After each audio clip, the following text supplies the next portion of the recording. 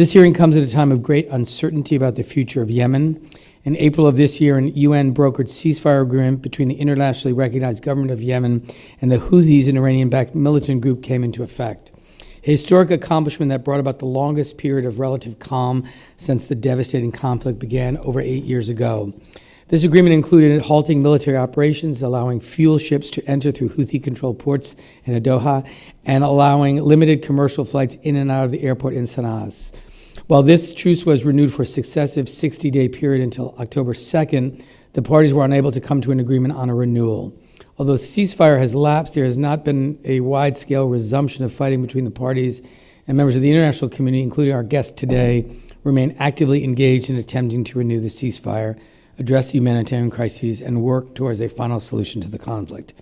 I'm interested in hearing from our witnesses about the status of the ceasefire negotiations, the challenges to its implementation, and the administration's overarching policy goals for Yemen. I also remain deeply concerned about the ongoing humanitarian crisis in the country. While the 6-month truce provided much-needed relief for the Yemenis, giving people the opportunity to earn money to support their families and allowing aid organizations to reach the most vulnerable communities, the humanitarian situation in the country remains dire. The United Nations declared the humanitarian crisis in Yemen is one of the worst in the world. And while nearly 60% of conflict-related deaths in Yemen over the last year can be attributed to indirect causes of conflict, such as lack of food, water, and healthcare, support from the international community has continued to wane. The United Nations Humanitarian Response Plan appeal for Yemen, which seeks $4.2 billion for fiscal year 2022, is only 54% funded, forcing aid organizations to reduce or close critical programs.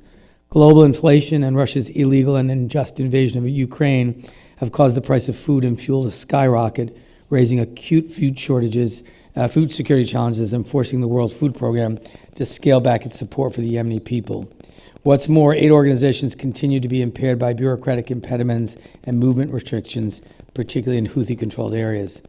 I look forward to engaging with our witnesses on current U.S. efforts to address and mitigate food insecurity and other humanitarian challenges in the country, including barriers to access, as well as how the administration has engaged with our international partners to encourage increased participation and burden sharing. It is clear to me that the humanitarian catastrophe in Yemen cannot be resolved without a permanent solution to the conflict. But what does this look like? On one side of the conflict, we have the Iranian-backed Houthis, a force whose slogans read, "Death to America, death to Israel, curse on the Jews," and is intent on imposing strict Islamic law throughout the country. The Houthis have forced women to be accompanied by a male relative or carry written permission from one whenever they leave the house, and have repeatedly launched drones and missiles at critical infrastructure, civilians, and U.S. military personnel in the Gulf. On the other side of the conflict, we have the internationally recognized government of Yemen, which is comprised of different political and military factions vying for organizational control and whose infighting has decreased its military effectiveness and prevented the delivery of basic services and other government functions to the people of Yemen. The internationally recognized government is supported by a Saudi-led coalition, which, while endorsing the ceasefire and continuing to take steps to find common ground, has nevertheless so far failed to unite its forces or take accountability for the civilian casualties that resulted from its airstrikes. Finally, the power vacuum that this war created has allowed for the resurgence of both al-Qaeda in the Arabian Peninsula and the Islamic State in Yemen. The revival of these terrorist groups is unacceptable and poses an increasing threat to U.S. allies, partners, and forces in the region. I hope to hear more from our witnesses about how the U.S. is engaging and bringing an end to the conflict, what opportunities and challenges lie ahead, and what Congress, and this committee in particular, can do to support this important work.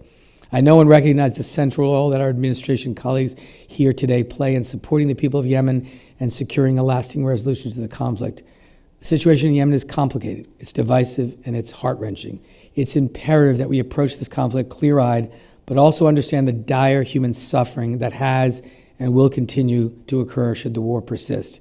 You cannot have a stable society or country when the majority of its population lacks access to basic needs like food, water, and healthcare. It's in the interests of national and global security to not only secure an end to the conflict in Yemen, but to also address the humanitarian crises facing the Yemeni people.